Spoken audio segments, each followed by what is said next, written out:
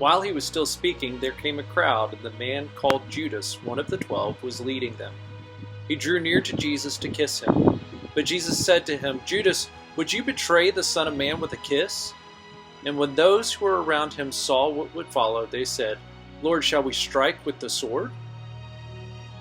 And one of them struck a servant of the high priest and cut off his right ear. But Jesus said, "No more of this," and he touched his ear and healed him. Then Jesus said to the chief priests and officers of the temple and the elders who had come out against him, "Have you come out as against a robber with swords and clubs? When I was with you day after day in the temple, you did not lay hands on me.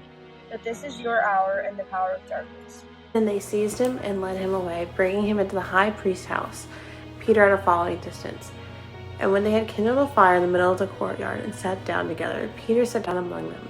Then a servant girl, seeing him, as they sat in the light looking closely at him, she said, "This man also was with him."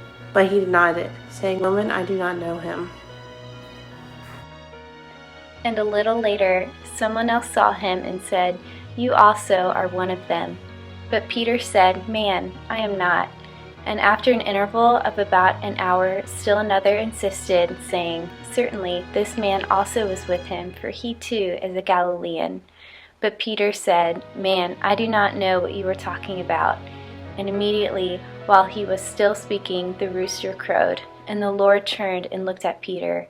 And Peter remembered the saying of the Lord, how he had said to him, "Before the rooster crows today, you will deny me 3 times." And he went out and wept bitterly. Now the men who were holding Jesus in custody were mocking him as they beat him. They also blindfolded him and kept asking him, "Prophecy, who is it that struck you?" And they said many other things against him, blaspheming him. When day came, the assembly of the elders of the people gathered together, both chief priests and scribes. And they led him away to their council, and they said, "If you are the Christ, tell us." But he said to them, "If I tell you, you will not believe, and if I ask you, you will not answer. But from now on, the Son of Man shall be seated at the right hand of the power of God." So they all said, "Are you the Son of God then?" And he said to them, "You say that I am." Then they said, "What further testimony do we need? We have heard it ourselves from his own lips." Now Jesus stood before the governor, and the governor asked him, "Are you the King of Jews?" Jesus said, "You have said so." But when he was accused by the chief priests and elder, he gave him no answer. Then Pilate said to him, "Do you not hear how many things they testify against you?" But he gave him no answer, not even a single charge, so that the governor was greatly amazed. Now at the feast the governor was accustomed to release for the crowd any one prisoner whom they wanted. And they had then a notorious prisoner called Barabbas. So when they had gathered, Pilate said to them, "Whom do you want me to release for you, Barabbas or Jesus, who is called the Christ?" For he knew that it was out of envy that they had delivered him up. But the chief priests and the elders persuaded the crowd to ask for Barabbas and to have Jesus executed. "Which of the two do you want me to release to you?" asked the governor. "Barabbas," they answered. "What shall I do then with Jesus, who is called Christ?" Pilate asked. They all answered, "Crucify him." "Why? What crime has he committed?" asked Pilate. But they shouted all the louder, "Crucify him." So when Pilate saw that he was gaining nothing, but rather than a riot was beginning, he took water and washed his hands before the crowd, saying, "I am innocent of this man's blood. See to it yourselves." And all the people answered, "His blood be on us and our children." Then he released them from Barabbas, and having scourged Jesus, delivered him to be crucified.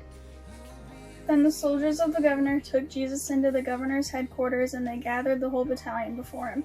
And they stripped him and put a scarlet robe on him, and twisting together a crown of thorns, they put it on his head and put a reed in his right hand. And kneeling before him, they mocked him, saying, "Hail, King of the Jews!" And they spit on him and took the reed and struck him on the head. And when they had mocked him, they stripped him of the robe and put his own clothes on him and led him away to crucify him. As they went out, they found a man of Cyrene, Simon by name. They compelled this man to carry his cross. And when they came to a place called Golgotha, which means place of a skull, they offered him wine to drink, mixed with gall.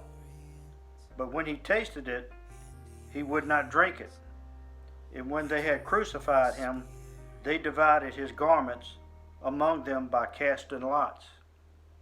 Then they sat down and kept watch over him there. And over his head they put the charge against him, which read, "This is Jesus, the King of the Jews." Then the two robbers were crucified with him, one on the right and one on the left. And those who passed by derided him, wagging their heads and saying, "You, who would destroy the temple and rebuild it in 3 days, save yourself. If you are the Son of God, come down from the cross."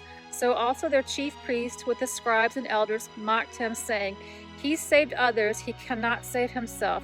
He is the King of Israel. Let him come down now from the cross, and we will believe in him. He trusts in God. Let God deliver him now if he desires him. For he said, 'I am the Son of God.'" Now, from the 6th hour there was darkness over all the land until the 9th hour. And about the 9th hour, Jesus cried out with a loud voice, saying, "Eli, Eli, lama sabachthani?" That is, my God, why have you forsaken me?" And some of the bystanders hearing it said, "This man is calling Elijah." And one of them at once ran and took a sponge, filled it with sour wine, and put it on a reed, and gave it to him to drink. But the others said, "Wait, let us see whether Elijah will come to save him." And Jesus cried out again with a loud voice, and yielded up his spirit. And behold, the curtain of the temple was torn in two, from top to bottom, and the earth shook, and the rocks were split, the tombs also were opened, and many bodies of the saints who had fallen asleep were raised, and coming out of the tombs after his resurrection, they went into the holy city and appeared to many. When the centurion and those who were with him, keeping watch over Jesus, saw the earthquake and what took place, they were filled with awe and said, "Truly this was the Son of God." After these things, Joseph of Arimathea, who was a disciple of Jesus, but secretly, for fear of the Jews, asked Pilate that he might take away the body of Jesus. And Pilate gave him permission, so he came and took away his body. Nicodemus also, who earlier had come to Jesus by night, came bringing a mixture of myrrh and aloes, about 75 pounds in weight. So they took the body of Jesus and bound it in linen cloths with the spices, as is the burial custom of the Jews. Now in the place where he was crucified there was a garden, and in the garden a new tomb in which no one had yet been laid. So because of the Jewish day of preparation, since the tomb was close at hand, they laid Jesus there.